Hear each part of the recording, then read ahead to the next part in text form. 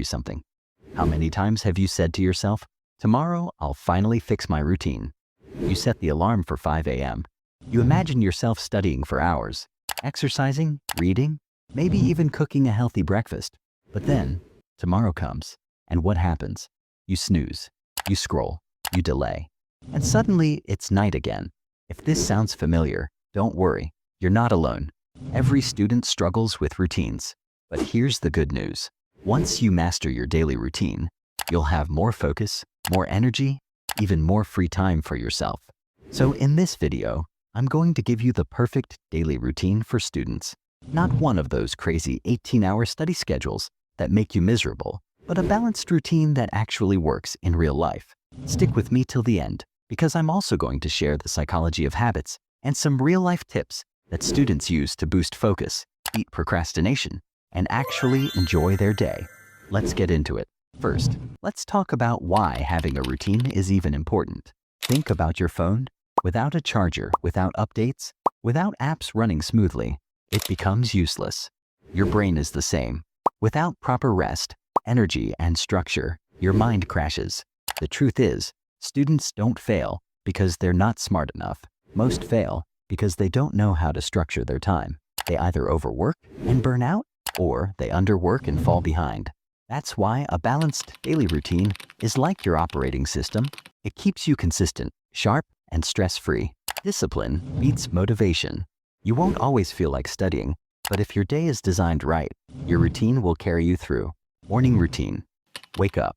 Let's be honest. Most students either set alarms they never wake up to, or they set 10 alarms and still end up waking at 9 a.m. But here's the truth. You don't need to torture yourself with a 4 a.m. routine. Waking up between 5:30 and 7 is the sweet spot. Why? Because the world is quiet. No notifications, no noise, no one asking you for anything. It's just you and your thoughts. And here's the mistake most students make. The very first thing they do after waking up is check their phone, Instagram, Snapchat, messages. That's like inviting 50 strangers to dump their thoughts into your brain before you've even brushed your teeth. Instead, get up, stretch your arms, and drink water. And open your window and let natural light hit your eyes. It signals your brain to wake up naturally. And just breathe for 2 minutes. No rushing, no panic, because how you start your morning sets the tone for your entire day. If you start with chaos, you'll feel chaotic all day. If you start with calm, you'll feel in control. Second, light movement. Most students think, I don't have time to exercise in the morning, but I'm not asking you to hit the gym at 6 a.m. Just 5 minutes.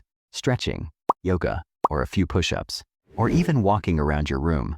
Think of it like turning on the Wi-Fi before you start browsing. Your body is the router. Your brain is the device. If the body doesn't wake up, the brain won't connect properly. Light movement in the morning improves blood flow, which means more oxygen to your brain. You'll actually understand and remember what you study instead of just staring at the page. Breakfast and hydration. Here's something students underestimate. Your brain eats too. When you study, your brain burns glucose, energy. If you skip breakfast, your brain runs on empty. That's why you feel tired, cranky, or sleepy during your morning class. So, keep breakfast simple, like a banana plus oats, or eggs plus toast, or even a smoothie. You don't need some fancy diet, just something light but filling. And don't forget water, so drink lots of it. Here's a fact. Dehydration feels almost exactly like tiredness. So, the next time you think, I'm lazy, maybe you're not. Maybe your body is just screaming, give me water. Morning study session. Now comes the most powerful part of your morning, studying. Here's the golden rule. Your brain is sharpest in the morning. Why waste that time on Instagram or random YouTube videos? Use it for your hardest subject. For example, if you struggle with math, solve problems in the morning. Or if you're learning history, memorize key dates and events. Or if you're doing coding, practice writing code when your brain is fresh. 1 focused hour in the morning is equal to 3 tired hours at night. And here's how to do it. Use the Pomodoro method. 50 minutes of pure focus. 10 minutes break. No multitasking. No background TV. No endless playlist scrolling. Just deep work. And during the 10-minute break, don't touch your phone. Stand up, stretch, drink water, look outside.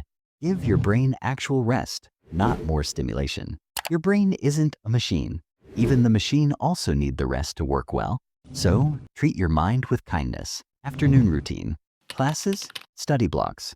If you're in school or college, your afternoons are usually filled with lectures, tutorials, or practical sessions. And honestly, this is the point where most students lose focus. They sit there, nod their heads, maybe write down a few things. But later, nothing really sticks. Here's the trick. Don't be a passive learner. Take notes in your own words. Don't just copy everything the teacher says or writes. Your brain remembers better when you process the information first. Ask questions. Even small questions can clarify concepts and make the lesson interesting. Summarize what you learned. After class, spend 2 to 3 minutes quickly writing or speaking aloud what you understood. This little habit makes revision later so much easier, like learning something twice without extra effort. Think of it this way. Active learning is like planting seeds. The more care and attention you give, the stronger your understanding grows. Passive learning, it's like throwing seeds on dry ground. Most of it doesn't grow. Lunch and power break. After a few hours of classes, your brain and body are tired, and what most students do is eat a heavy, oily lunch and then crash on the couch or scroll on their phone. Heavy meals send your energy into digestion mode. Your body becomes sluggish, your brain slows down, and suddenly you feel sleepy, even if you just had lunch. Here's what works instead. Eat light, nutritious meals. A small portion of protein, eggs, lentils or chicken, some veggies or fruit, and water is perfect. Avoid sugary drinks or fried food. They give a quick spike in energy, but a big crash right after. After lunch, give your brain a small recharge. Take a short power nap of 15 to 20 minutes. Don't overdo it, or you'll feel groggy. If naps aren't your thing, go for a quick walk outside. Even 10 minutes of fresh air wakes up your mind and body. Think of this as hitting the reset button. Your brain has been learning for hours. It deserves a mini break before tackling more. Now comes to the tricky part, the post-lunch afternoon slump, or energy drops, or attention drifts. And it's tempting to scroll your phone or just stare at your books. Instead of fighting this, use it smartly. Afternoon is perfect for hands-on, practice-based work, not heavy theory. Solve math problems, practice exercises, or do past papers. Or revise with flashcards or make small summaries of key points. Or write essays, reports, or anything that requires active doing rather than passive reading. The idea is simple. Because your brain is slower in the afternoon, so don't waste that time on difficult, high-concentration work. Evening routine, movement. Let's be real. After a long day of classes and study, your body feels heavy and your brain is fried. That's exactly why even 20 to 30 minutes of movement can completely change how you feel. You don't have to hit the gym or lift weights. Keep it simple. Play football, basketball, badminton, or any sport you enjoy. Or go for a short run or brisk walk outside. Or even dancing to your favorite songs in your room counts. Because exercise doesn't just keep your body fit, it sharpens your memory, reduces stress, boosts energy, and improves mood. Students who move in the evening often sleep better and wake up with more focus the next day. Creative time. After moving your body, it's time to move your mind in a different way. Even the best students in the world don't spend every hour studying. They take time for hobbies. And you should too. Do something that's fun and creative. Draw, paint, or craft. Or write stories, blogs, or journals. Or play an instrument. Or work on a personal project. Or sing, dance, or even cook something new. Because creativity acts like a reset button for your brain. It prevents burnout, keeps you motivated, and makes studying feel less like a chore. Plus, it helps you discover skills and passions outside of academics, is what makes life exciting.